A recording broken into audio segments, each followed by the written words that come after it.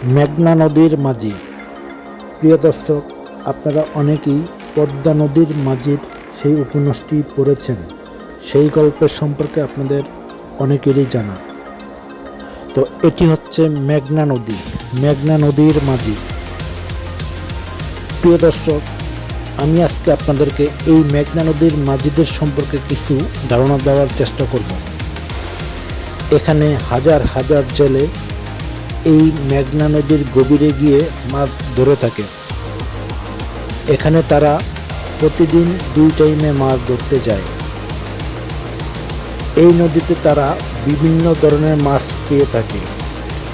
ইলিশ মাছ, পোয়া মাছ, বোয়াল মাছ, কোরাল মাছ, বেলে মাছ, বাটা মাছ, আরও বিভিন্ন জাতের মাছ তারা এই নদীতে পেয়ে থাকে। এই মাছ বিক্রি করে তারা তাদের জীবিকা নির্ভর করে। তাদের জীবন খুবই কষ্টকর, খুবই রহস্যময়, খুবই কৌতূহলময়, খুবই বিচিত্রময়। তারা জীবনের ঝুঁকি নিয়ে এই মেঘনা নদীর গভীরে গিয়ে মাছ ধরে থাকে। ঝড় বৃষ্টি বাদলকে উপেক্ষা করেও তারা এই মাছ ধরতে যায়।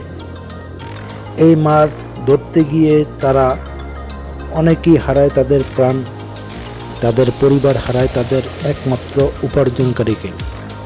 প্রিয় দর্শক, আমাদের সবার উচিত তাদের পাশে থাকা।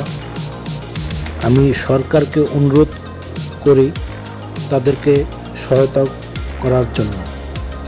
তো প্রিয় দর্শক, এখানের পরিবেশটাও খুবই সুন্দর, খুবই মনোরম।